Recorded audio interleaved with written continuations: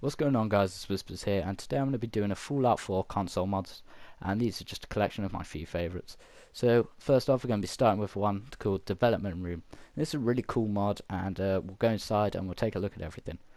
I have sped up part of the video just because it's not that interesting, and it's just me looking around the buildings and things like that.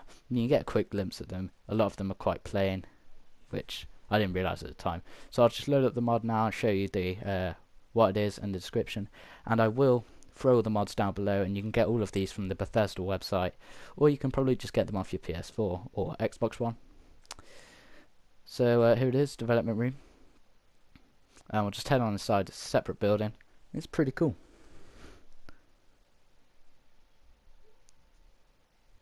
So here we are, and pretty much it's a bit weird, like, as you can see, looking around the buildings, things like that. This is actually my first video actually looking inside this, so I had a quick look around everything, make sure I didn't miss out on anything good. I have tried this on a few different accounts to see if it's always like this weird blurry thing. I tried it on a few of my different characters. It always is, because originally I thought it was a glitch. As you can see, we've got all the workshops here. Got a ton of power armor. We'll have a look in that.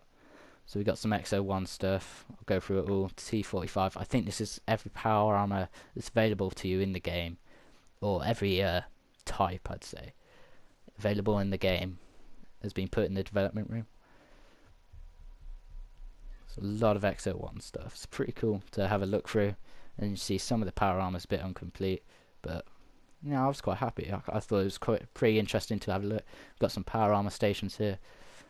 And have a craft, but I'm not sure if the workshops actually connect with resources. I'm not sure if that actually works. I didn't really build anything here, so you're gonna have to test that out, really. So let's just have a look around. In these crates here, we got I believe every clothing item in the game, or at least quite a lot. I'll go through it all here. We got Child of Atom, Corsa stuff, Diamond City, faded things, gas mask, gunner stuff, Institute, laundry, leopard print bandana, which I should have grabbed, military hat, Minutemen, Raider, railroad, scavenger, silver shroud, and all sorts. We've got a few pieces of ammo here, and again, it's meant to be every weapon in the game.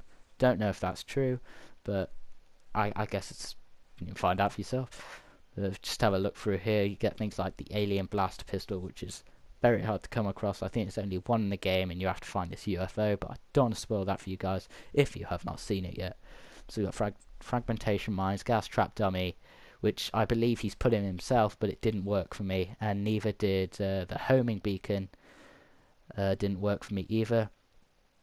He also put in, I think it was a homemade gun, which I believe he also put in by the sound of it, but that didn't do anything. It just showed his fist. The mini nuke I couldn't get to work either, which is a shame, but there's a ton of other cool stuff in there, so I don't think you'll have trouble finding something to do with it all.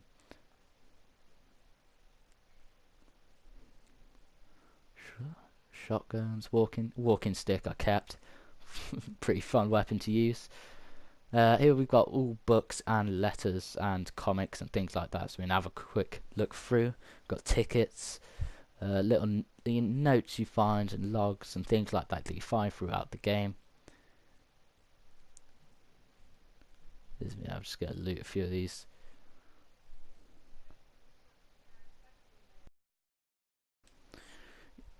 Yeah, and you can see it there. I will leave links to all the things down below in the description. Now if we have a look here, we've got a terminal. It just says test notes. It doesn't really tell you much, but it's a little information you might want to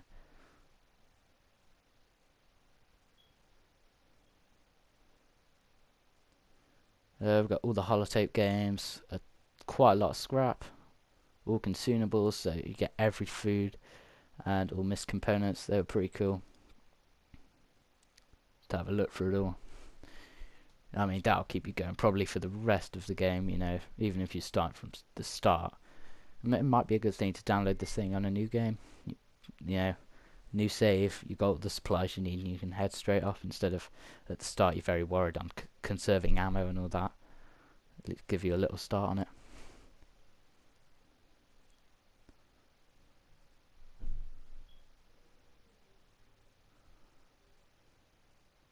Yeah, we've got chemistry stations, and we just got some of these buildings.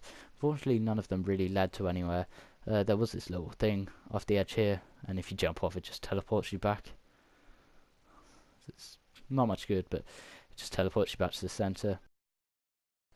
So here I've just sped it up because it's not too interesting, but just have a look around some of the buildings to see what you can have a pre-ponder it.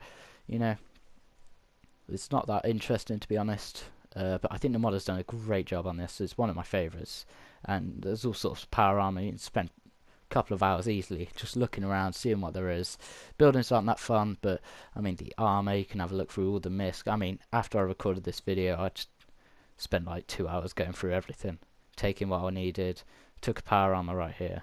I'm gonna take probably this Mark III one.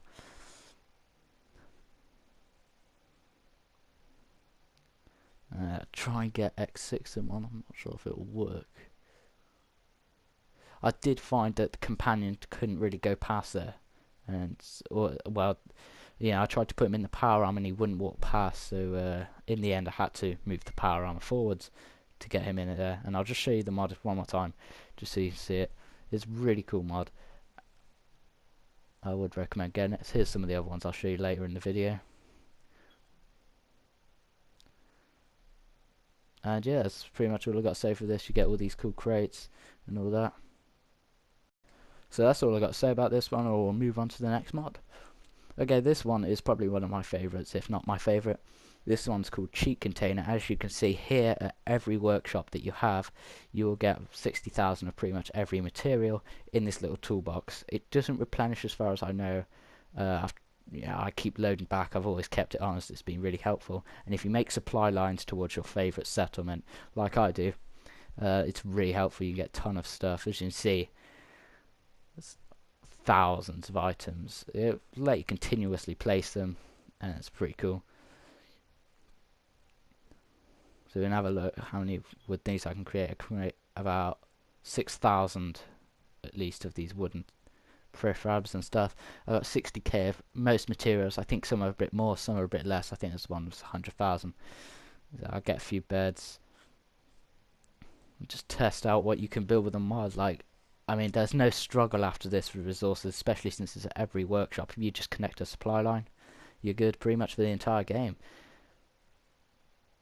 I would also like to point out while I'm here that you can see the size thing is gone. Now I find this one of the most helpful mods, and I wasn't originally going to put this in the video. I was going to make a separate video on it, just a quick one to show it. But you can see there's no size cap. I'll probably pause it when I'm on the mod menu and show which one this is, but this is really helpful, especially for big builders like myself. I know this settlement's rubbish, but I like to build in Vault 88 and Sanctuary and all these things. This size cap's always annoyed me, but with the new mods that have recently come out, I found this one to probably be the most helpful. So you can see there, Cheat Container, and if you have a look, it says Power Conduit Radius Increase. That's where you'll get the size cap. I'll probably show that in a separate one. So on to the next mod. I want to show this one, OC Decorator. Probably like a mod more for builders. You know, not everyone's probably going to be interested in this mod, but me personally, I thought it was great. Pretty much it adds a ton of like towels and miscellaneous items into your inventory, as long as you have them. I know the towels say cloth, but I mean, one thing that was kind of difficult is alarm clocks and things like that. If you want to play to, as you can see, fans, you have to have the actual item in your inventory or in your workshop, which often I didn't have, so I had to go look around for some stuff. But you can see some unique items you can place with holotapes, silver shroud cards, airport IDs, and you can make some really interesting builds with this. You can place keys, as we can see here. I use this quite a lot in my Vault 88, which is probably my main settlement, I would say, and I use a lot of these details to make it look, you know, nice and finished and actually realistic. I like to build it more realistic. I don't build it, you know, stupid defenses and things like that. You can have a look. You can get smaller items. I think you can get things like washing machines and dishwashers and all sorts. You can get all the magazines placed down, and also I would like to say that all the often if you place things, settlers can knock them over, and you can knock them over for your, you know, just walking around and things. They stay solid, so once you place it, you won't be able to get it back. I'm not sure if you can scrap them and get them back. I probably should have tested that before I made the video, but if you place these magazines and things, you won't be able to pick them back up. So just a heads up on that. If you've got like one Nuka-Cola Quantum that you want to keep, you won't be able to pick it back up. Once it's down, it's down. Pretty cool details here. I didn't have a lot of stuff to actually make the things with, which kind of sucks. A bit unprepared for this. It's pretty cool to have a look through. There's a ton of stuff, a range of things. It's very nice to have. There's also, I also made in Volta 88, I made a laundry room because they had washing machines, they had dryers and towels and all that. And I thought, you know, it'd be pretty cool to make one.